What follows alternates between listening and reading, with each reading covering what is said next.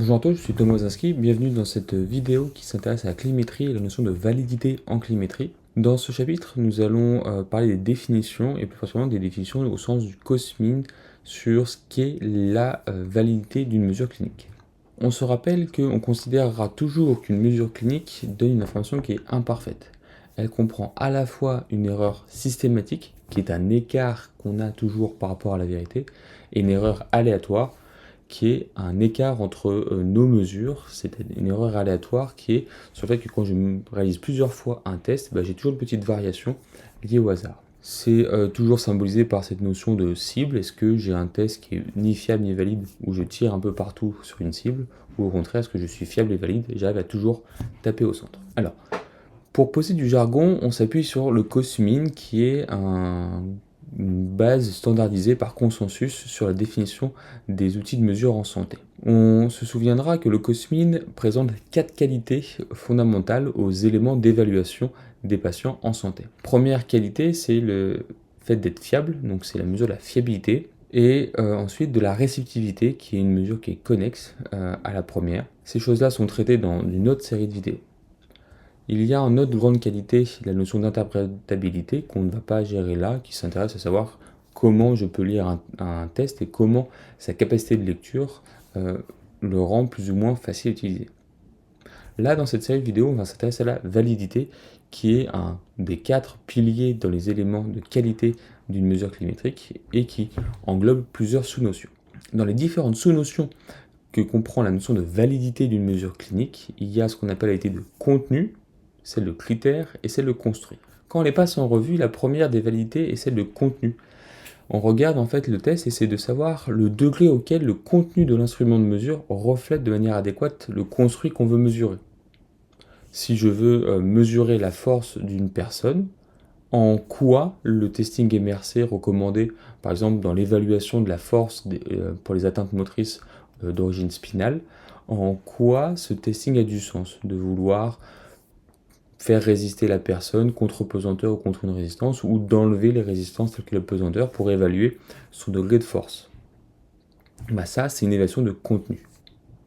On va regarder ce qu'il y a dedans et voir si ça a du sens. Donc, c'est surtout utilisé en psychométrie aussi, l'évaluation des éléments psychologiques, puisque sinon, c'est que du bon sens et on n'en fait pas des études. Ça se base beaucoup sur un rapport d'experts. On pose plusieurs questions aux experts, on vérifie la pertinence des questions dans le test et la pertinence de l'interprétation des réponses des sujets. Devet et collaborateurs ont proposé plusieurs éléments pour évaluer la validité de contenu. On regarde d'abord les informations fournies sur le construit et la situation dans laquelle on doit utiliser l'outil d'évaluation. On regarde qu'est-ce qui est dit sur l'outil d'évaluation, son contenu. Puis on sélectionne un groupe d'experts dans le domaine où on va retrouver le construit qui nous intéresse. Par exemple, sur la force dans les lésions médulaires, on va prendre plutôt des thérapeutes qui travaillent avec des patients qui ont une lésion médulaire. Si on s'intéresse au catastrophisme dans la douleur, on va s'intéresser à des experts qui ont l'habitude d'accompagner des patients souffrant de douleur, prendre des patients experts souffrant de douleur, puis prendre des psychologues, des psychiatres qui vont pouvoir illustrer ça. Ensuite, on va évaluer le contenu de l'outil. On va regarder combien il est complet, combien il évalue tout ce qui se prétend évaluer, tout ce qu'il faut évaluer. Et puis, on va déterminer comment envisager d'évaluer les sous-parties dedans.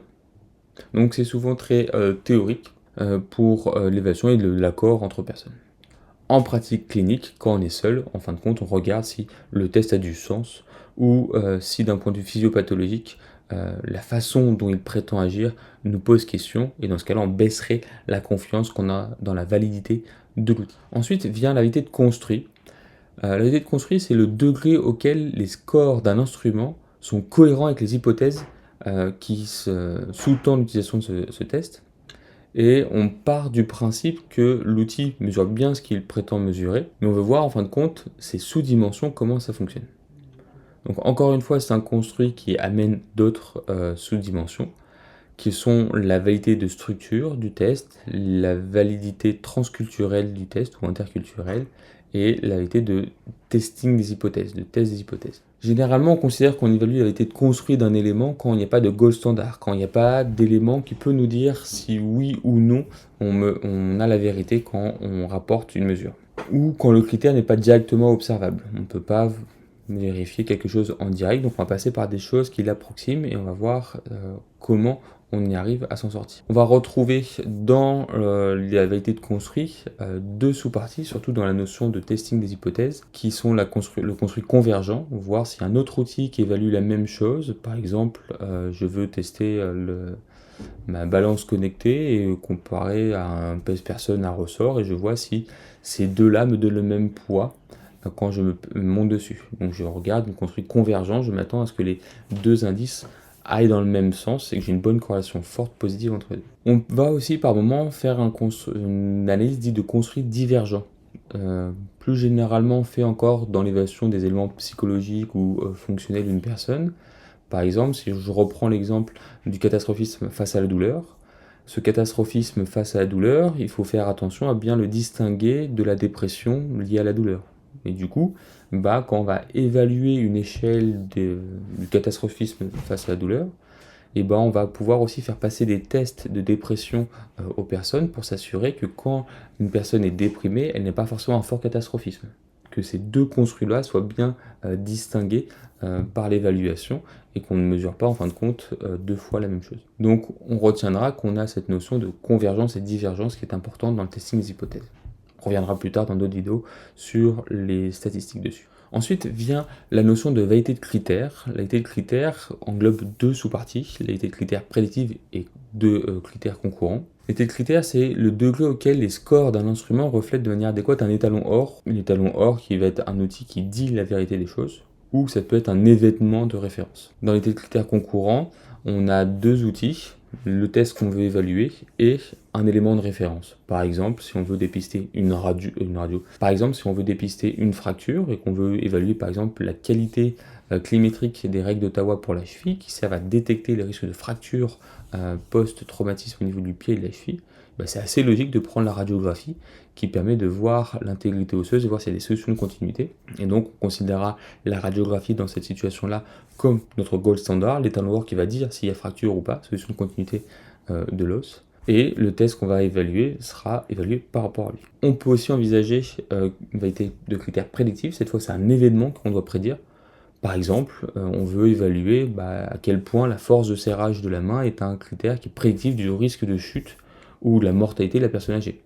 Il y a plusieurs études qui montrent que quand vous avez une perte de fonction motrice, vous avez plus de risques d'avoir des déclins fonctionnels ou un décès chez la personne âgée. Donc on peut cette fois prédire la survenue d'un événement et ce critère-là, c'est l'événement. Et là, le critère, c'est l'événement. Donc soit j'ai en critère l'information donnée par un outil de référence, soit j'ai en critère un événement à prédire. Encore une fois, Devet et collaborateurs ont proposé toute une série d'indices pour évaluer et une méthode pour évaluer la validité de critères d'un outil. On vérifie bien le critère d'intérêt et est-ce que la méthode est cohérente pour le faire. On regarde bien que l'échantillon soit cohérent. Si je veux évaluer la prédiction de la force de serrage pour les risques de chute chez la personne âgée, je vais faire en sorte de ne pas avoir de jeunes dans ma population. On essaie de définir a priori les seuils, parce qu'on sait d'un point de vue statistique que si on le fait a posteriori, on va optimiser les scores et c'est un souci. Sinon, il faudra refaire une étude de validité, de confirmation. On va obtenir les scores avec l'outil de référence et l'étalon or et l'outil de mesure, test indiciel. Et on va regarder d'un point de vue statistique la force de l'association entre ces deux scores. Par corrélation, par régression ou autre, il y a plusieurs outils, on verra des éléments statistiques derrière. Voilà, c'était une petite introduction sur le jargon de la cosmine relatif à la validité avec ces trois notions de validité de critères, de validité de contenu et de validité de construit qui sont des éléments importants. En fin de compte, un bon outil clinique doit pouvoir avoir une bonne validité de contenu quand je le regarde, de validité de construit quand je le compare à d'autres outils et à validité de critères quand je le compare à un élément de référence, un test étalon or ou un événement à prédire. J'espère que cette vidéo vous aura éclairé un petit peu. On se retrouve dans une prochaine vidéo sur ces notions de validité. Au revoir.